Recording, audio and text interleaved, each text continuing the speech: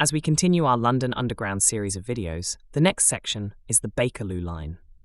The line is just over 14 miles long and serves 25 stations, 15 of which are deep underground, weaving its way through London's geological and social history, which provides the necessary conditions for the manifestation of what are frequently described as hauntings. In this video, we look at these authentic, documented, spooky stories around the hauntings. On a separate note, did you know it was originally called the Baker Street and Waterloo Railway, with the nickname Bakerloo? This name soon caught on and was officially changed in July 1906. So, to help us understand the hauntings of the Bakerloo Line, we must first consider the physical and historical landscape it occupies. The tunnels were bored through London clay, but they also passed through much older layers of human occupancy, including plague pits, forgotten graveyards, and the foundations of ancient institutions. All of these suggest a disturbance with an intrusion into the resting places of the dead. The engineering of the Bakerloo Line also contributes to its eerie reputation. The stations are among the deepest on the network, creating environments of sensory deprivation, no natural light, and the lack of fresh air, which are replaced by the hum of high-voltage electricity, the scent of ozone and heated metal, and the constant moving through narrow spaces. The human mind is prone to pareidolia and other psychological states that can transform mundane environmental artifacts into spectral encounters. We start at Oxford Circus. We can see the real platform in this video clip is where the Bakerloo Line intersects with the Central and Victoria lines, is home to a haunting that bridges the gap between urban legend and detective fiction. For years, commuters have reported a man in a brown suit who appears on the platform or is seen falling onto the tracks. Analysis of this story reveals its origin in Agatha Christie's 1924 novel, The Man in the Brown Suit. In the book, the protagonist, Anne Bedingfeld, witnesses a man die in a London tube station, specifically identified as Hyde Park Corner, and then spots a suspicious man in a brown suit examining the body before fleeing. The details of Christie's plot have been absorbed into the collective memory of the London Underground. Through a process of narrative drift, the setting shifted from Hyde Park Corner to Oxford Circus, and the characters from the book became ghosts in the minds of the public. This literary haunting illustrates how fiction can influence the perception of real-world spaces. When people expect to see a man in a brown suit because of a famous story, they are more likely to interpret shadows or unusual commuters as spectral figures. Although this story is well documented, what do you think it is, fact or fiction? The Elephant and Castle station, the southern terminus of the Bakerloo Line, serves as the primary focus for the line's most famous haunting, the girl on the train. This manifestation is not a vague or occasional sighting, but a consistently reported by generations of staff and commuters. The account typically involves a young woman who boards a northbound train at Elephant and Castle. She is described as appearing completely normal, often in contemporary clothing, which allows her to blend in with other passengers. I have covered this story in full on another video on the channel, The Haunted Northern Line. I will leave a link in the description and at the end of this video so you can easily find it. Situated between Elephant and Castle and Lambeth North, the London Road Depot is a maintenance and stabling facility that the public rarely sees. However, it is the site of a very specific and localized haunting, the ghost nun. Unlike the girl on the train, who is seen as a contemporary commuter, the nun is a figure out of time, dressed in traditional Roman Catholic habit. Historical analysis of the area around the depot reveals a plausible origin for this legend. The site is located near St. George's Circus, an area that historically housed several religious and educational institutions, including a Roman Catholic school. The construction of the railway necessitated the demolition of many local structures, potentially displacing the spiritual energy of the residents. The sightings at the depot typically occur during the night shift. Technicians working on the underside of the trains, or security personnel patrolling the sidings, have reported seeing a woman in a habit standing between the stabled cars. The apparition is often described as possessing a mournful or distressed quality. The presence of a religious figure in an industrial high-voltage environment creates a shocking contrast that heightens the fear of those who encounter it. The legend suggests that the nun is searching for her lost school or convent, a displaced spirit roaming a landscape that has been irrevocably altered by modern technology. We all know the name Baker Street, with its connection to the fictional detective Sherlock Holmes, and is its primary claim to fame.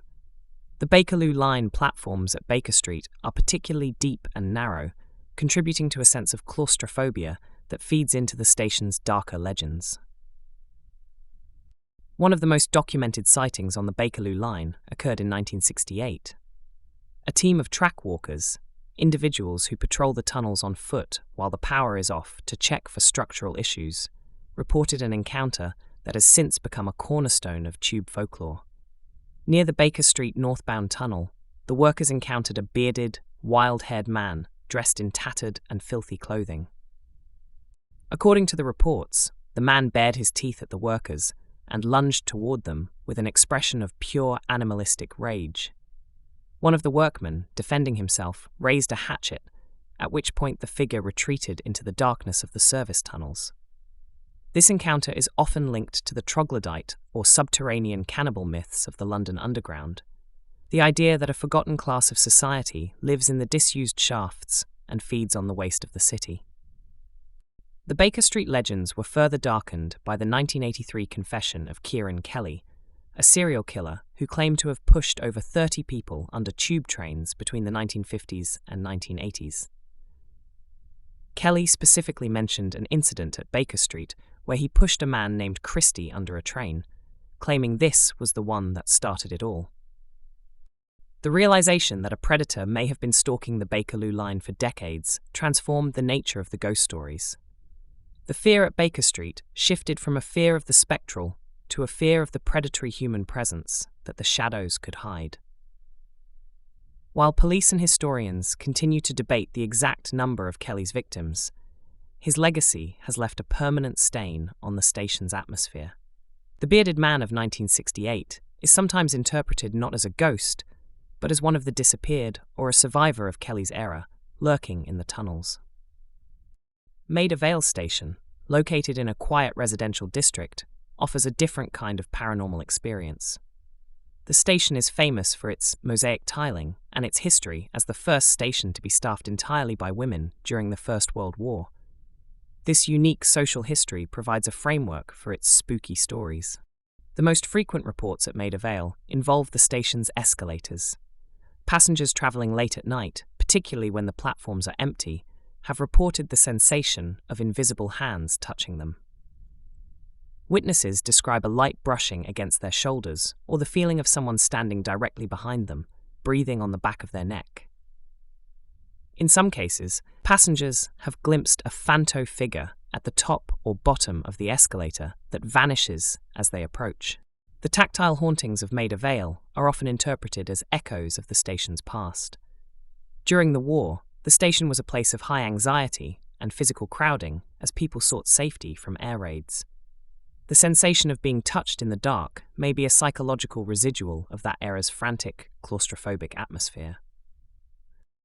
Further along the line, Warwick Avenue Station is associated with a more subtle but equally unsettling phenomenon.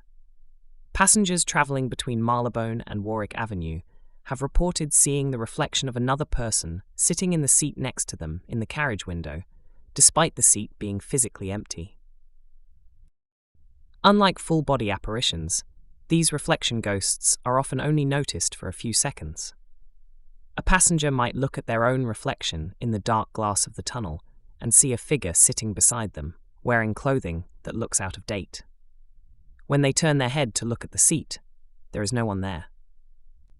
This specific type of haunting is related to the stone tape theory, the idea that the physical environment can record and play back emotional or traumatic events like a tape loop. In the 21st century, the definition of a ghost on the Bakerloo Line has expanded to include technical malfunctions. Transport for London's Freedom of Information records show that they receive hundreds of reports of phantom activity every year. However, as TfL officials have noted, most of these phantom or ghost sightings are actually reports of phantom charges on Oyster cards, where a passenger is charged for a journey they did not make. This data suggests that while the folklore of the Bakerloo Line remains strong in the public imagination, official reports of hauntings are rare in the modern, digital era. The ghosts of the 2020s are more likely to be found in the billing department than on the platform. That sounds interesting, but, to be honest, it is very much open to debate, and of course your beliefs. The Bakerloo Line's identity is also shaped by its proximity to ghost stations that were closed due to changes in traffic patterns, but remain physically present in the tunnels. Marlborough Road, which once served the Metropolitan Line but is located near the Bakerloo's path through St John's Wood, is a prime example. Passengers on trains passing through the area have reported seeing a station master standing on the dark, abandoned platform, checking his watch as if waiting for a train that hasn't run since 1939. Similarly, the ghost of an ancient Egyptian priestess from the disused British Museum station is said to shriek through the network. You can also watch the full story of the cursed mummy in the haunted Central Line video. I will leave a link to that video in the description.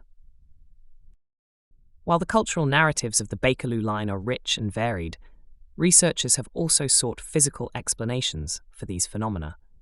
The London Underground is an environment of extreme physical stresses that can affect the human nervous system. One of the most compelling scientific explanations for ghost sightings is infrasound, sound waves below 20 Hz, which is the limit of human hearing. The movement of massive trains through narrow tunnels creates significant low-frequency vibrations. Infrasound has been shown to cause symptoms such as hyperventilation, extreme anxiety, and visual distortions. It is highly likely that many of the cold spots and feelings of being watched on the Bakerloo Line are the result of the body's reaction to these vibrations. At stations like Elephant and Castle, where the tunnels take a specific curve, the resonance of the moving air may create a standing wave of infrasound that triggers a fear response in passengers and staff. The ghost sightings and spooky stories of the Bakerloo Line are not merely evidence of superstition. They are a vital part of London's cultural heritage. From the girl on the train at Elephant and Castle to the troglodytes of Baker Street, these stories serve as a way for the city to remember its past. The Bakerloo Line, with its deep tunnels and Victorian origins, acts as a physical bridge between the modern world and the many Londons that preceded it. For the transport professional, these stories are a reminder of the psychological stresses of the underground environment and the importance of maintaining a human presence in an increasingly automated system. For the passenger, they add a layer of mystery and history to an otherwise mundane commute. Whether the cause is infrasound, historical trauma, or literary influence, the spectres of the Bakerloo Line continue to ride the rails, ensuring that the history of the city is never truly buried.